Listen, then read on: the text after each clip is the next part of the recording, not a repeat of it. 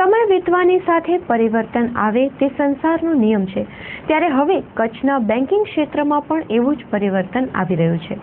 વર્ષો પહેલા સુધી કચ્છમાં વિદેશમાં વસતા કચ્છીઓ કચ્છની બેંકમાં નાણાં રોકતા હતા, જેને કારણે કચ્છની બેંકોમાં અબજો રૂપિયાનું રોકાણ થયેલું છે।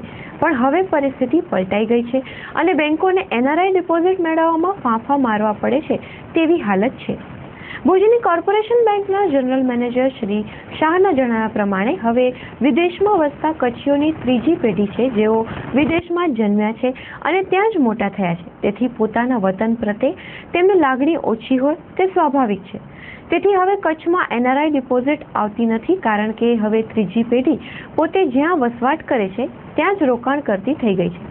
વળી કચ્છીઓ નવા મુલક સર કરવા પણ જઈ રહ્યા છે, તેથી પણ કચ્છની બેંકોમાં આવતી એનઆરઆઈ ડિપોઝિટ ઘટી જવા પામે છે। શ્રી શાહે આ અંગેના કારણોની ચર્ચા કરતા ચંચળ ન્યૂઝ સાથે વાત કરી હતી। બાય એન્ડ લાર્જ એનઆરઆઈ ડિપોઝિટ્સમાં કેવું છે કે ઇટ ઇઝ એક્સેપ્ટેડ। આપણે દેશ as a whole, country as a whole, NRI deposits is always welcome. શાને માટે કે એ એનઆરઆઈ ડિપોઝિટ છે, ફોરેક્સનો જે રિઝર્વ છે એનો બહુ મોટો ભાગ ભજવે છે ફોરેક્સ રિઝર્વનો, એટલે NRI deposits are always welcome. આપણા દેશની અંદર એનઆરઆઈના ઇન્ટરેસ્ટ ઉપર કોઈ ટેક્સ નથી હોતો, એટલે આપણે હંમેશા એનઆરઆઈને વેલકમ કરતા જ હોઈએ છીએ અને હજી પણ કરીએ જ છીએ। અને એનઆરઆઈની અંદર શું છે સાહેબ કે એનઆરઆઈ લોકોને જોઈએ શું કે સારું વ્યાજ, પૈસાની સેફટી, બે વસ્તુ એ લોકોને ખાસ જોઈએ। અને સર્વિસીસ, કે સપોઝ કે મેલથી આપણને પૂછે કે ટેલિફોનથી આપણને પૂછે તો આપણે એનું જે બી એ લોકોને એના એકાઉન્ટનું બેલેન્સ વગેરે વગેરે આપણે એને આપી દઈએ, એટલે they are very happy, that is what they want. હવે તો એ લોકો એવું બી નથી માગતા, કારણ કે હવે બધું ઓનલાઈન સર્વિસ થઈ ગઈ છે, ઇન્ટરનેટ દ્વારા એ લોકો પોતપોતાની રીતે રહે છે। હવે જ્યાં સુધી કચ્છના એનઆરઆઈને લાગે વળગે છે ત્યાં સુધી હવે એવું બાય એન્ડ લાર્જ છેલ્લા એકાદ વર્ષથી એવું દેખાઈ રહ્યું છે કે નવું એનઆરઆઈ ઇન્વેસ્ટમેન્ટ આવતું નથી, કે જેની અંદર આપણે જોઈએ ને કે હવે જ્યાં થર્ડ જનરેશન આવી ગયું, હજી સેકન્ડ જનરેશન સુધી લોકોને દેશ પ્રત્યે પ્રેમ, કે પૈસા ગામની અંદર ભેગા કરી લેવાના, ગામમાં મિલકત ઊભી કરી લેવાની, એવું હવે દેખાતું નથી।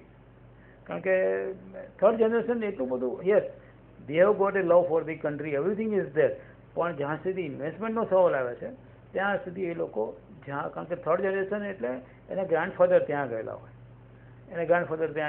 એટલે ત્યાં આગળ એ લોકોને પ્રેમ ત્યાં આગળ ત્યાં ભણ્યા હોય, અને હવે તો મેરેજ બી એ લોકો ત્યાંના જ ભલે હોય પટેલના, પણ ત્યાંના લોકો ગોતતા હોય છે, જેથી કરીને બીજું કોઈ સેટિંગ વેટિંગની ઝંઝટ ના થાય।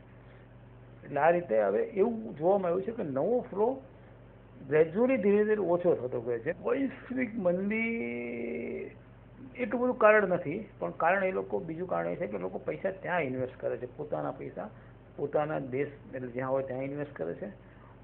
બીજી વસ્તુ એવી પણ બની છે કે આપણી જે પટેલ કોમ્યુનિટી એની કચ્છની છે તે ઘણી સાહસિક છે, એ લોકો દુનિયાના બીજા દેશોમાં પણ જઈને સ્થાયી થવાની કોશિશ કરી રહ્યા છે।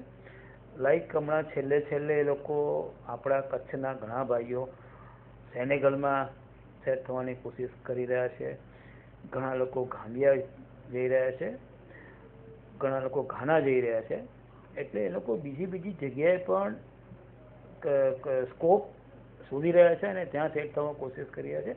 એટલે એ ઇન્વેસ્ટમેન્ટ બીજા દેશમાં પણ જઈને ત્યાં પણ ડેવલપમેન્ટ કરે છે અને ત્યાં પણ પૈસા કમાય છે, એ પણ એક કારણ છે।